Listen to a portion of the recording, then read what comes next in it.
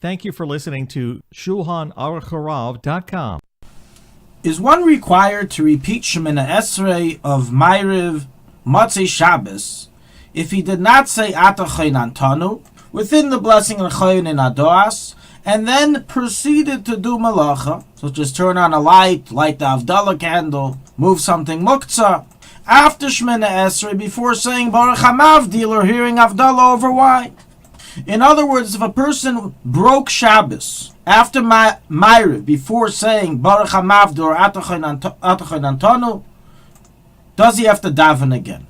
So it's recorded in the Gemara in Brachos 33a that the sages established that in Ma'ariv Shemoneh Esrei of Motzei Shabbos one is obligated to recite Havdalah, Hamavdil ben Kodesh L'chel, through the paragraph of Ata Chonantanu, which we recite in the fourth blessing of Ata Chonan. If one forgot to say Ata Chonantanu and he thus did not say Havdalah in his davening of Shemoneh Esrei, he nevertheless fulfills his obligation, is not required to go back to the bracha of Ata Chonan or say it anywhere else in Shemoneh Esrei, and he's not even allowed to do so, as writes the Alter Rebbe in chapter 294, halacha 7, based on the ruling of the Mechaber 294, halacha 4 and 5, and the ruling of the Rishonim in Maseches Brachos. If he desires, he can always daven a Tfilas Nadava to make up his missed Ata Chonantanu, but he's not required to do so. So bottom line, skipping Ata Chonantanu in Ma'ariv Shemoneh Esrei of Motzei Shabbos in and of itself does not invalidate the prayer, and you can continue as usual. Now, what happens if a person then went ahead and did a Melacha, as we mentioned in our question? Does that cause any invalidation to the Shemoneh Esrei, and if so, why? So one thing's for certain. In a case that one did not say Ata Chonantanu in the Shemoneh Esrei of Ma'ariv Motzei Shabbos, although we don't require him to repeat the Shemoneh Esrei as we just stated, it's forbidden for him to do any Melacha until he says Baruch HaMavdil ben Kodesh L'chel or says Havdalah over wine, and have someone else light the Havdalah candle for him, as you're not allowed to do any Melacha before saying Baruch HaMavdil.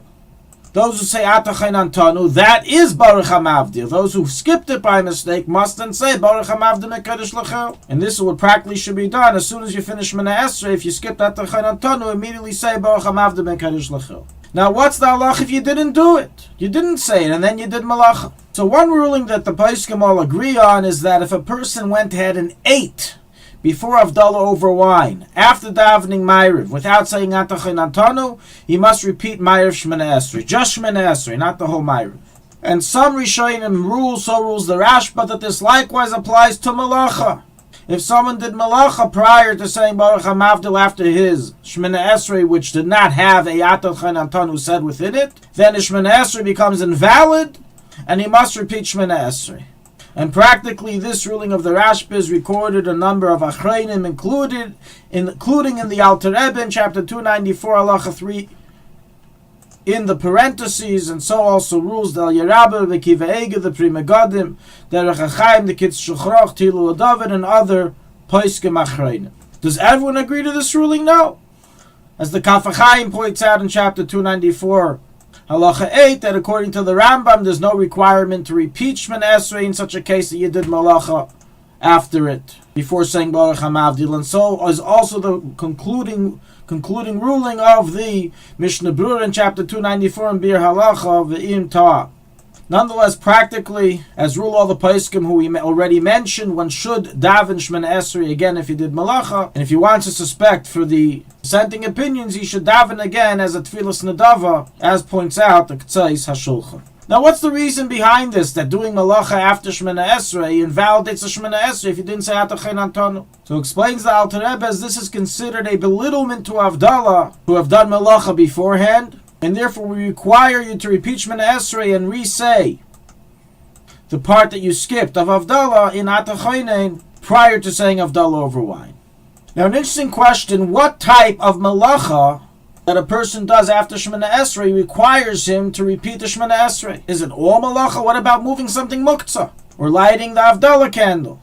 So from the wording of the Alter Rebbe, which writes Shul Malachis Isser, it's implied that any Melacha that is done invalidates the Shemoneh Esrei if you didn't say Ata Chonantanu and didn't say Baruch HaMavdil. However, the Minchas Shabbos in the name of Derech HaChaim writes that it's only time-consuming Melacha. and biblical Melacha. If a rabbinical Melacha or non-time-consuming Melacha, such as lighting a candle, does not invalidate the Shemoneh Esrei, and practically in such a case, one is to daven again as a Tfilas Nedava.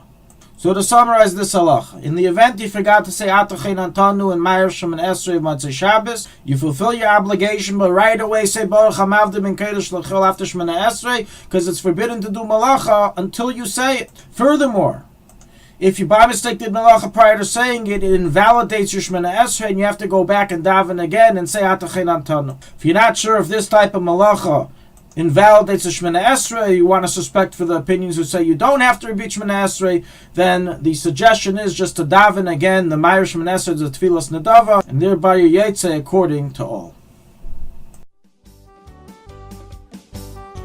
Thank you for listening to Shulchanaruchharav.com.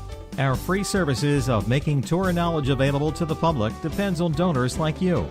Please help us continue our work through making even a small contribution at Shulchanaruchharav.com under the Daily Halacha Dedication section or in the subscription page. Also, check out our online courses and many Sefarim available for purchase that will both enhance your Torah knowledge and help support our work.